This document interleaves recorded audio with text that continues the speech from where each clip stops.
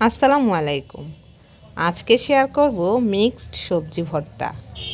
এখানে আমি কালো বেগুন, টমেটো, আলু আর সিম দিয়ে এই ভর্তাটা তৈরি করেছি।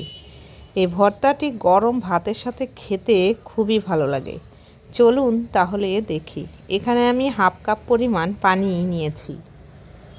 এর মধ্যে আমি কালো বেগুন, কিছু সিম দিচ্ছি, একটি বড় সাইজের আলু দিচ্ছি, 8 থেকে 10টি কাঁচামরিচ দিচ্ছি, একটি টমেটো। এবার আমি একটি ঢাকনা দিয়ে ঢেকে সেদ্ধ করে নিব।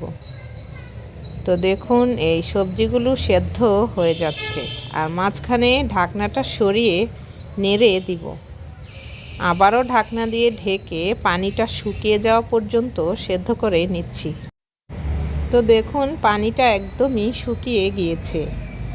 আর এটা খেয়াল রাখতে হবে, চুলার আঁচটা মিডিয়ামে রেখে তারপর এই সবজিটাকে পানি শুকিয়ে নিতে হবে। হাই আঁচে রাখলে পুড়ে যাওয়ার সম্ভাবনা থাকবে। এখানে আমি কিছু পেঁয়াজ কুচি আর কাঁচামরিচগুলো আলাদা করে নিয়েছি, আর কিছু ধনিয়া পাতা কুচি নিয়েছি। দিচ্ছি পরিমাণ মতো লবণ। এবার লবণ আর সেদ্ধ মরিচগুলো খুব ভালোভাবে মথে নিব।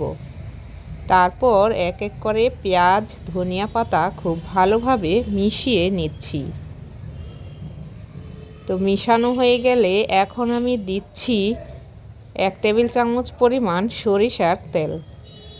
এই ভর্তায় সরিষার তেল অবশ্যই দিতে চেষ্টা করবেন, কেননা সরিষার তেল দিলে ভর্তার টেস্ট অনেক গুণ বেড়ে যাবে। তো খুব ভালোভাবে মেখে নিয়ে তারপর সবগুলো সবজি আমি মথে নিচ্ছি। তো এই ভর্তাটা বানানোর জন্য কোনো রকম ব্লেন্ডার কিংবা শিল পাটার কোনো প্রয়োজন নেই। হাতে মাখিয়েই কিন্তু এই ভর্তাটা তৈরি করা যায়। তো দেখুন খুব ভালোভাবে মেখে নিচ্ছি। ভর্তাটি কিন্তু তৈরি হয়ে গেছে। এই ভর্তাটা আপনি গরম ভাতের সঙ্গে খেতে পারেন, খেতে খুবই ভালো লাগে। আর টমেটো দেওয়ার কারণে এই ভর্তার টেস্ট অনেক গুণ বেড়ে যাবে। তো আজকের আমার এই ভর্তার রেসিপিটি আপনার কাছে কেমন লাগলো সেটি জানিয়ে দিতে পারেন কমেন্ট বক্সে। ভালো লেগে থাকলে চ্যানেলটিকে সাবস্ক্রাইব করে ভিডিওতে একটি লাইক দিয়ে রাখতে পারেন। তাছাড়া ফ্রেন্ডস এবং ফ্যামিলির সঙ্গে শেয়ার করে দিতে পারেন। কী ধরনের রেসিপি পেতে চান সেটিও কমেন্ট বক্সে জানিয়ে দিতে পারেন। দেখা হবে নেক্সট রেসিপিতে। আল্লাহ হাফেজ।